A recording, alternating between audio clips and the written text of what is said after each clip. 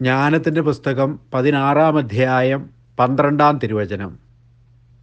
കർത്താവെ, മരുന്നോ ലേപനാഔഷധമോ അല്ല, എല്ലാവരെയും സുഖപ്പെടുത്തുന്ന അങ്ങയുടെ വചനമാണ് അവരെ സുഖപ്പെടുത്തിയത്.